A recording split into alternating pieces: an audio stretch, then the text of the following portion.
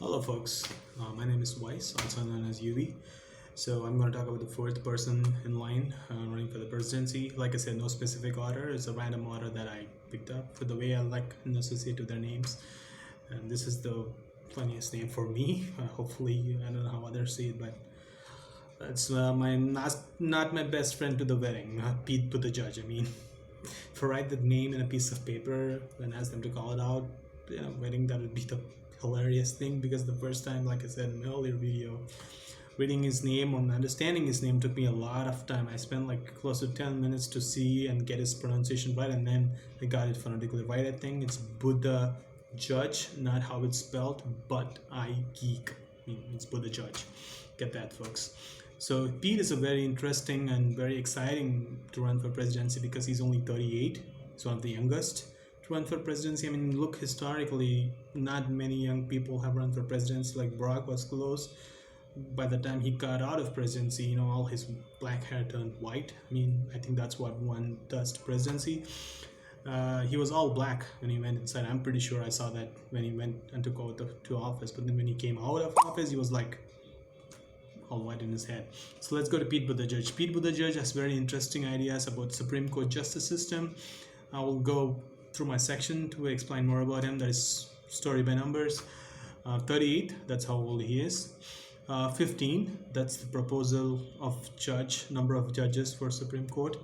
And that's a very unique thought process because nobody has come up with that kind of thought process before. He wants 10 permanent judges and 5 rotational judges that a party can choose in consent with the other ruling or opposing party, and he would like the judges to be in a 1-year rotating term. That's something I'm not a big fan of. Why would anyone take a job that's like a 1-year contract to be a judge of the Supreme Court? I mean, I'm sure Buttigieg wouldn't take an agreement saying he'll be 1-year president on rotational basis. I mean, nobody would do that kind of a thing, but that's something unique thought process about him. And 7, his national polling average is 7%.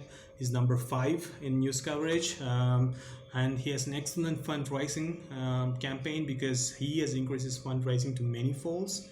He's number 2 in the overall fundraising for the Democratic Party. I mean, imagine that. He beat Papa Joe. He's $51.5 million in contribution. That's what Pete Buttigieg got. I mean, I never thought when I first saw him that he would receive that much contribution, but then there is something cool about him. There is something unique about him. I don't think other candidates should overlook him because he could have the potential to beat other candidates as well, because he's openly gay. I don't think many gay candidates or any gay candidates have never come to run for presidency. That's something I would say superb about him. And number 1, I will put it the way he put it. Number 1, left-handed, Maltese American, Episcopalian, gay, millennial war veteran, and with 1 book and 1 gay partner to his name. That's Pete Buttigieg for you, folks. He's going to be cool and appealing to a lot of LGBT community. He's going to be a very unique phenomenon to run for this presidency. And number 0, if Pete does not make it up to the Democratic candidacy this time, I'm sure he should zero in on the position of Attorney General in the cabinet because of his thought process of the Supreme Court judges. And I'm pretty sure he would bring up a lot of equal gay rights system, like when you're married to a gay partner, and if you're not married to a gay partner, what happens to the property, the division, the kids, the prenuptial agreements, those kind of things. He could bring it up into place, and he could bring up equality in income. Him being gay, I'm sure he would have thought of that, and he would most likely to bring a better pay for all gender. That would be very good for the future generation. And he also has an alumni of Harvard College and Oxford University. That's something tells about his educational background. Only negative I see is he's not that appealing when he comes on screen or when he's talking to people. There's something a little off about him. The way he interacts with folks and doesn't look so appealing to me. But I hope he can work on that. He can get better than that, because there are a lot of people who really like him. A lot of LGBT communities, they closely relate to that, of their being a little awkward, a little nerdy. They it looks like he's been a receiver of a lot in his back. He might have received a lot. He might be a receiver of a lot of criticisms, catcalling on his back. I'm not implying anything else, but I'm pretty sure he can overcome that process, and he can overcome that criticism. He would not only end up as a receiver. I think he could also be someone who can inspire and transcend his emotions and connect to people and become a better candidate. Hopefully, he can outsmart and outpro all the other candidates. And his name is the funny thing to me, but I'm pretty sure he's going to do better going ahead. So folks, if you like the video, please share, subscribe, comment. I'm open to criticism. I'm open to any comments. And why do I have to do this? I'm an immigrant. Why do I have to do this? I do not have voting rights for the United States. I do not. I wish I do, but I do not.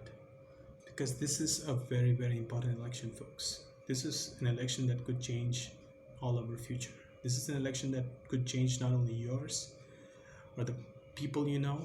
It could change a lot of people's future. A lot of people who don't even know what's going on about this election, their future could also be changed. That's how important the position is. There is a lot of oppression, there's a lot of suppression going on around the world. We need someone stronger, someone honest, someone sincere, someone who does not involve in divisive politics, someone who does not promote bigotry, someone who does not promote misogyny, someone who does not just grow hate in your veins. We need someone better than that. We need someone who can bring us all together, someone who can unite us all together, of different color, different race, different religious background. We need someone who can bring us all, unite us all, make sure that we all live peacefully. We all like to have the same tranquility of our jobs, the repeatedness of our jobs, going every day peacefully, coming back to our homes and family and living a simple life. We need someone in power who can unite and bring us all together, give us all peace, give us all happiness.